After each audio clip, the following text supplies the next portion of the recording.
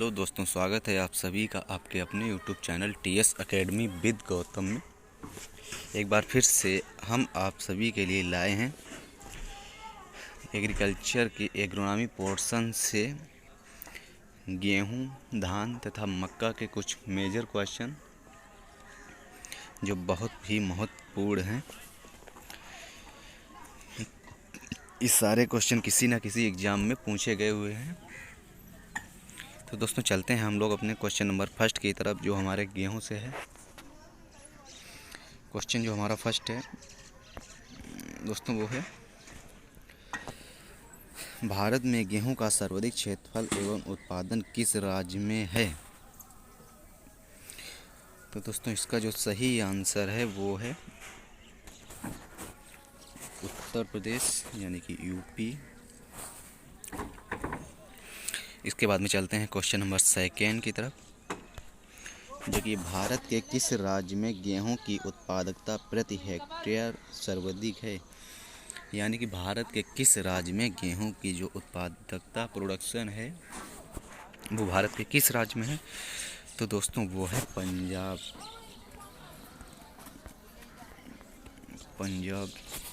Okay दोस्तों, area जो है वो यूपी और जो प्रोडक्शन है उसके लिए पंजाब। इसके बाद में क्वेश्चन नंबर थर्ड, सामान्य गेहूं टिटिकम एस्टिवम में गुणसूत्रों की संख्या होती है। तो दोस्तों वो होती है 42। ओके, और अगर यदि आपसे क्वेश्चन पूछा जाए कि गेहूं के आधारीय गुणसूत्रों की संख्या यानी बेसिक क्रोमोसोम नंबर, तो दोस्तों वो होते हैं 7। ओके, इसके बाद चलते हैं क्वेश्चन नंबर 4 की तरफ, जो कि है मैक्रोनी गेहूं का वैज्ञानिक नाम है। मैक्रोनी गेहूं का वैज्ञानिक नाम है दोस्तों मैक्रोनी, या जो हमारा सूजी गेहूं होता है उसका होता है Triticum durum. Triticum D. Okay दोस्तों, इसके बाद चलते हैं क्वेश्चन नंबर 5 पे। मैक्रोनी गेहूं कौन सा होता है। तो दोस्तों ये होता है जो हमारा ड्यूरम गेहूं होता है उसी को ही मैक्रोनी गेहूं कहते हैं। ओके, इसके बाद क्वेश्चन नंबर 6, गेहूं का फल किस प्रकार का होता है। ये जो क्वेश्चन है दोस्तों ये यूपी कैडेट के एग्जाम सन 2020 में पूछा गया था। गेहूं का फल किस प्रकार का होता है दोस्तों, वो होता है कैरियोप्सिस।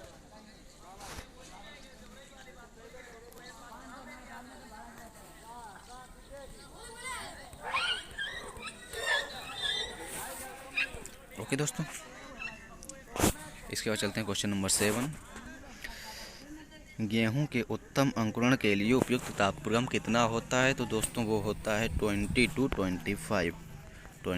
25। ओके दोस्तों, इसके बाद में चलते हैं क्वेश्चन नंबर 8 पे। संयुक्त राज्य अमेरिका में नॉरिन 10 जीन कौन लाया था। यानी कि जो अमेरिका से नॉरिन 10 जीन इंडिया आया था उसे कौन लाया था। तो दोस्तों वो लाए थे एस.सी. साल्मोन 1948 में, ये जो आया था इंडिया, एस.सी. साल्मोन। दोस्तों ये सभी क्वेश्चन बहुत ही महत्वपूर्ण हैं। इसके बाद क्वेश्चन नंबर 9, इमर गेहूं का वैज्ञानिक नाम। तो दोस्तों वो होता है टिटिकम डाइकोकम। ओके, क्वेश्चन नंबर 10,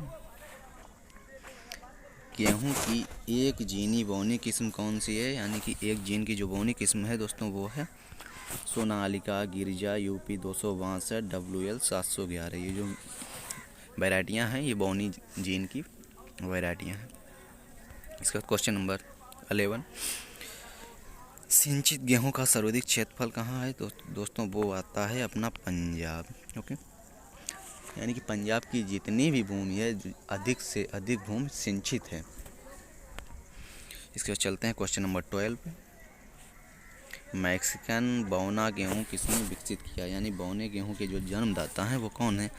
तो दोस्तों वो हैं हमारे डॉक्टर नॉर्मन ई बोरलॉग। यानी जो फादर ऑफ ग्रीन रेवोल्यूशन जो है वो doctor Norman E Borlaug. Okay, इसके बाद चलते हैं क्वेश्चन नंबर 13 पे। मैक्सिकन गेहूं के दाने व भूसे का अनुपात कितना होता है? तो दोस्तों वो होता है 1:1:0.5, यानी 1:1.5 जो होता है वो मैक्सिकन गेहूं में भूसे व दाने का अनुपात होता है, यानी कि 1 कुंटल दाने पे 1.5 कुंटल भूसा। ओके दोस्तों, इसके बाद चलते हैं क्वेश्चन नंबर 14 पे। त्रिजीनी बोनी किस्म कब निकाली गई? यानी कि 3 जीन वाली जो बोनी किस्म थी वो कब निकाली गई? तो दोस्तों वो निकाली गई 1970। ओके, इसके बाद में क्वेश्चन नंबर 15। दुजीनी बोनी किस्म कौन सी है? यानी 2 जीन की जो बोनी किस्म है वो कौन सी है? तो वो दोस्तों है जनक, यूपी 215, HD 2204, अर्जुन प्रपात, कल्याण सोना आदि। ओके, इसके बाद में ये कुछ जो है इम्पोर्टेंट पॉइंट हैं, महत्वपूर्ण पॉइंट जो तथ्य दिए हैं उसके बारे में बात कर लेते हैं। तो जो इसमें फर्स्ट है वो है भारत में ब्रेड व्हीट की खेती 87% तथा ड्यूरम खेती लगभग 12% और डाइकोकम गेहूं की खेती 1% होती है। यानी कि जो सबसे ज़्यादा एरिया होता है वो टेटिकम अस्टिवम यानी कि खाने वाला गेहूं किया जाता है। उसके बाद में जो सूजी या मैक्रोनी गेहूं का है वो 12% है, और जो टेटिकम डाइकोकम है वो सिर्फ 1% है।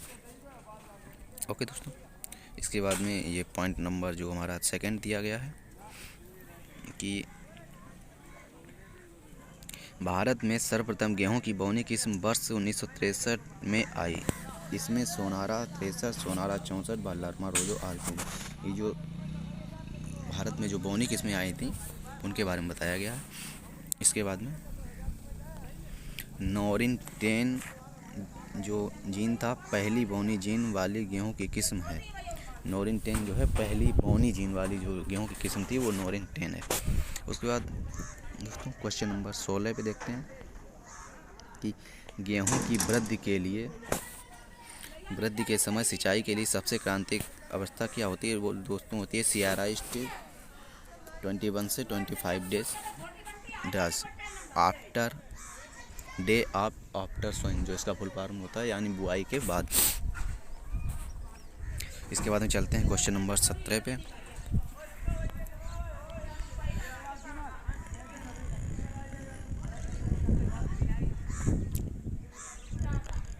क्वेश्चन नंबर जो 17 है हमारा,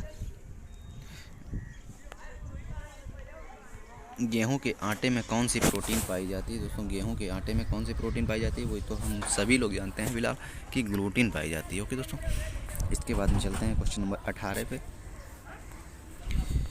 गेहूं के केंद्रीय अक्ष की टेढ़ी मेढ़ी संरचना को क्या कहा जाता है? गेहूं के अक्ष पे जो टेढ़ी मेढ़ी संरचना होती है उसे कहते हैं रेचिस।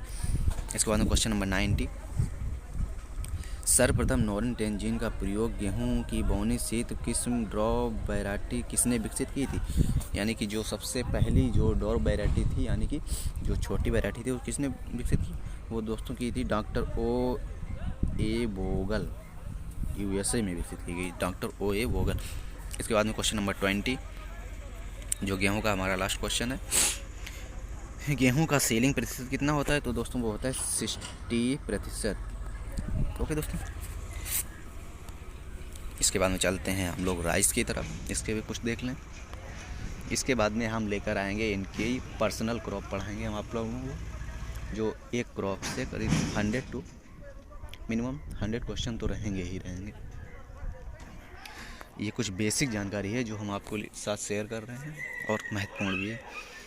चलते हैं धान की तरफ, जो इसका क्वेश्चन नंबर 21 दिया गया है। धान से संकर धान के पिता जो कौन है? वो हैं दोस्तों युवान लॉन्गपिन, यानी कि युवान लॉन्गपिन। ओके दोस्तों, इसके बाद 22 भारत की फसल का सर्वाधिक क्षेत्रफल किस देश में है? धान की फसल का सर्वाधिक क्षेत्रफल किस देश में है? यानी कि सबसे ज़्यादा क्षेत्रफल जो है वो दोस्तों किस देश में है? वो है हमारे इंडिया। और अगर आपसे कहा जाए कि धान का सर्वाधिक उत्पादन करने वाला जो देश है, यानी प्रोडक्शन के नज़रिए से है, तो दोस्तों वो है चाइना। ओके, तो वो है चाइना। इसके बाद में चलते हैं क्वेश्चन नंबर 33 पे। 23 पे, भारत की प्रथम बोनी किस्म कौन सी है जो सन 1968 में निकाली गई? तो दोस्तों वो है जया। इसे शायद जादुई किस्म के नाम से भी जाना जाता है, जया। इसके बाद में चलते हैं क्वेश्चन नंबर 24 पे। संकर धान में अग्रणीय देश है, यानी कि जो संकर धान है उसका अग्रणीय देश है हाइब्रिड, वो है दोस्तों चीन। इसके बाद में चलते हैं 25 पे। नर्सरी उगाने की डैपोग विधि किस फसल से संबंधित है, प्रयोग की जाती है? तो दोस्तों वो है राइस यानी चावल। इसके बाद में क्वेश्चन नंबर 26, धान के लिए नर्सरी उगाने के लिए कितने क्षेत्रफल की आवश्यकता होती है? धान की जो नर्सरी उगाई जाती है उसके लिए कितने क्षेत्रफल की आवश्यकता होती है? तो दोस्तों ये होती है मुख्य क्षेत्र का 1/10 भाग, यानी 1 हेक्टेयर में लगभग 1 हेक्टेयर के लिए लगभग 800 से 10,000 मीटर। ओके दोस्तों, इसके बाद में चलते हैं एक मेजर यानी कि मोटी बात से हम लोग समझ लें कि अगर हमें 10 बीघे धान की बुआई करनी है तो लगभग हमें 1 बीघे में धान की नर्सरी डालनी होगी। ओके, इसके बाद में 27, डैपोग विधि में 1 हेक्टेयर धान की फसल की नर्सरी के लिए कितने क्षेत्र की आवश्यकता होती है? यानी जो डैपोग विधि होती है ये विकसित की गई है दोस्तों फिलीपींस मनीला से, और ये इसकी जो एरिया पूछ रहा है कि 1 हेक्टेयर के लिए कितने एरिया की आवश्यकता होती है, तो दोस्तों वो होती है 30 से 40 मीटर, 30 to 40 मीटर। ओके दोस्तों, इसके बाद चलते हैं 28 पे। बासमती धान की विश्व की प्रथम सर्वाधिक उपज देने वाली मध्यम किस्म है, यानी कि जो बासमती धान है कि विश्व की प्रथम सबसे अधिक उपज देने वाली किस्म कौन सी है दोस्तों? वो है पूसा बासमती 1, पूसा बासमती 1। ओके दोस्तों, इसके बाद में चलते हैं क्वेश्चन नंबर 29 पे। धान की नर्सरी के लिए डैपोग विधि कहाँ से लाई गई? तो दोस्तों वो लाई गई है फिलीपींस से। भाई क्वेश्चन आ गया दोस्तों दोबारा फिर से। विश्व का प्रथम सुपर राइज किस्म जो लवणीय एवं क्षारीय मृदाओं के लिए उपयुक्त है, ये जो सुपर राइज है किस्म जो है ये लूनीश्री है, जो एक वैरायटी है हमारी लूनीश्री, ये लवणीय और क्षारीय मृदाओं के लिए बहुत उपयोगी मानी जाती है। इसके बाद में इसके भी कुछ इम्पोर्टेंट दिए हैं हमने, उसके भी देख लें ज़रा जो थोड़े हटके हैं। धान विश्व में 60% जनसंख्या का मुख्य भोजन है, यानी कि जो सबसे ज़्यादा अगर किसी खाद्यान्न का भोजन किया जाता है यानी कि इंसान खाता है तो सबसे ज़्यादा धान ही है, यानी कि लगभग 70% लोग सिर्फ चावल खाते हैं। ओके दोस्तों, ये कह सकते हैं ऑल ओवर वर्ल्ड का एक मुख्य फूड है। इसके बाद में चलते हैं ये सेकंड जो दिया गया है, विश्व का लगभग 90% धान एशिया में पैदा होता है। पूरे वर्ल्ड का जो 90% धान है वो केवल एशिया महाद्वीप में ही होता है। ओके दोस्तों, इसके बाद में थर्ड, धान की उत्पादकता में चीन का प्रथम व भारत का दूसरा स्थान है। सबसे ज़्यादा धान उत्पादन जो करने वाला है वो है चीन, उसके बाद में आता है भारत, और अगर एरिया की बात कर ले जाए तो वो इंडिया विश्व में फर्स्ट स्थान पे है। प्रोडक्शन थोड़ा डाउन है।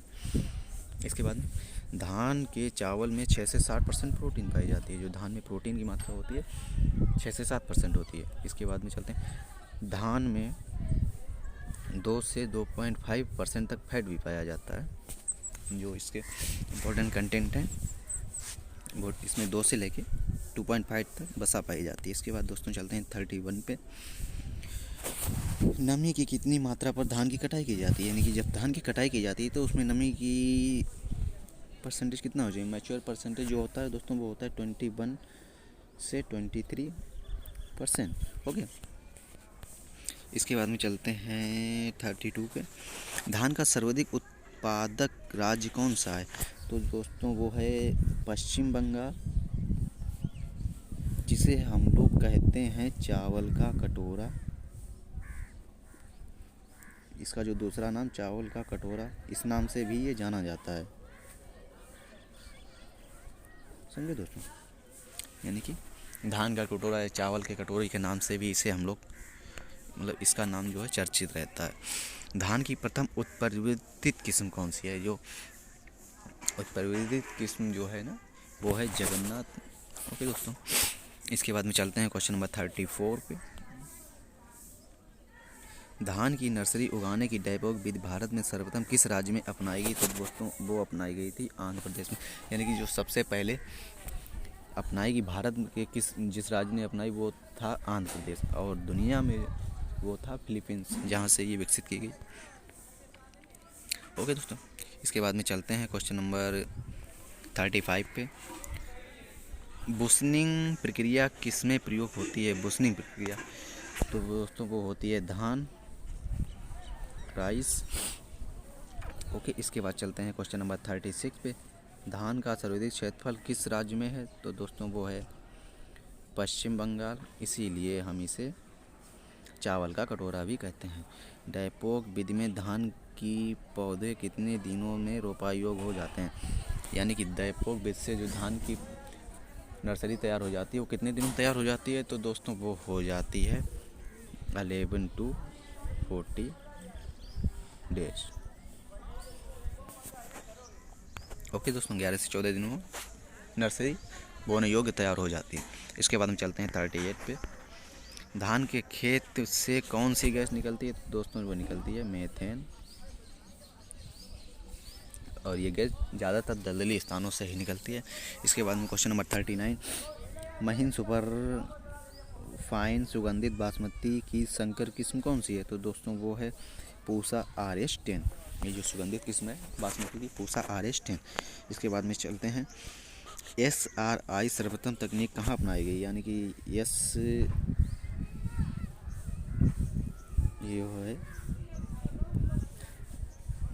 SRI जो सर्वप्रथम अपनाई गई तो दोस्तों वो है मेडागास्कर, अफ्रीका। ओके, मेडागास्कर में अपनाई गई। जो मेडागास्कर है वो अफ्रीका में पड़ता है। इसके बाद में चलते हैं क्वेश्चन नंबर 41।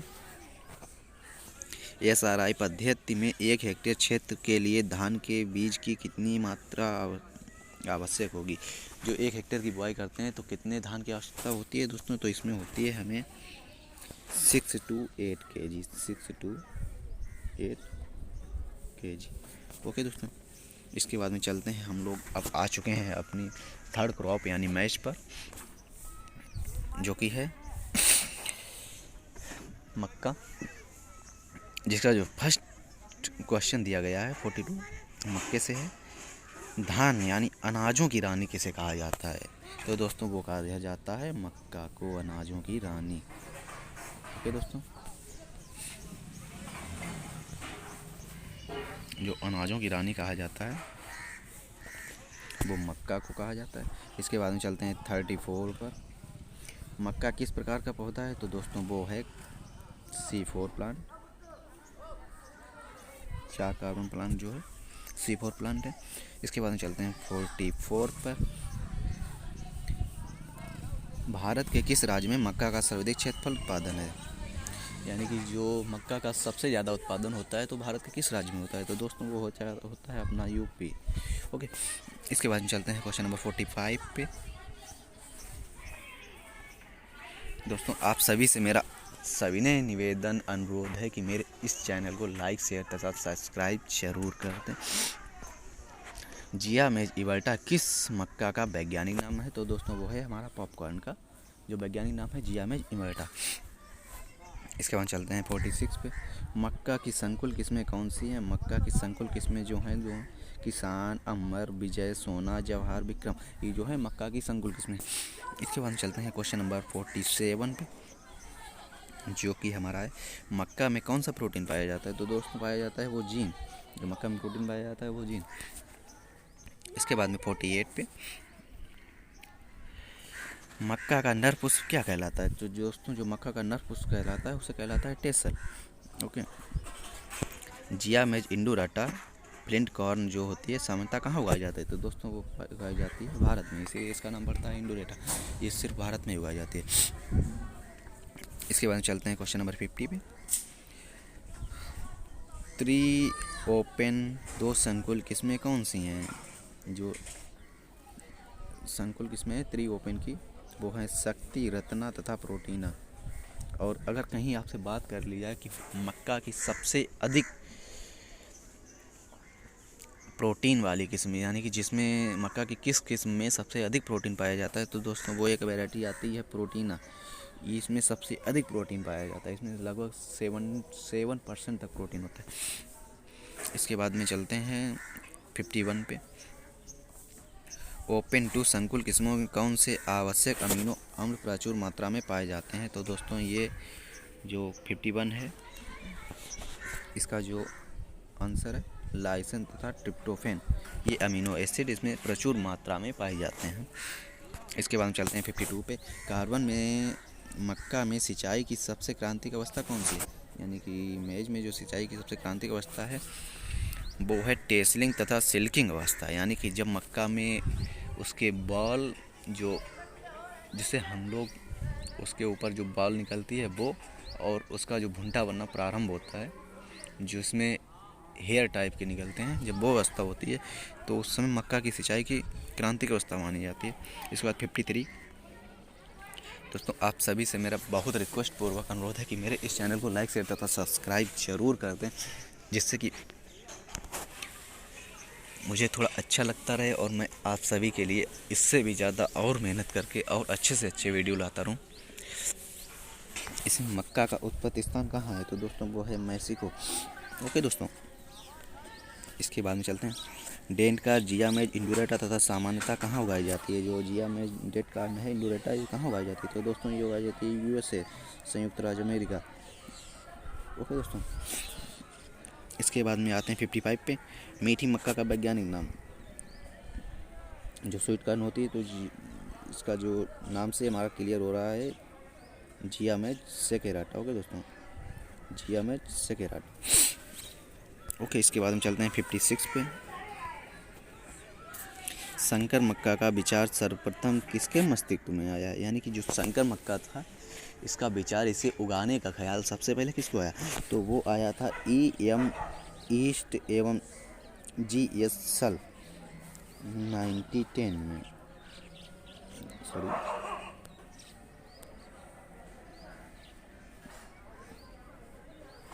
जो इसका सबसे पहले ख्याल जो आया था EM ईस्ट व GH सल को, सबसे पहले संकर मक्का के बारे में उनके अंदर थोड़ी, उनके दिल में कोई ये ख्वाहिश आई कि हमें ये संकर मक्का पैदा करना चाहिए।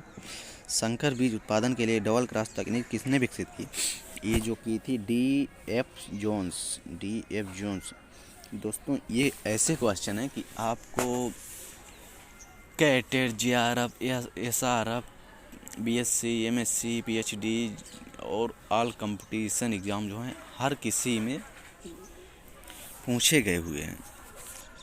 ओके दोस्तों, ये सारे क्वेश्चन जो हैं खुद मेरे ही तैयार किए हुए हैं।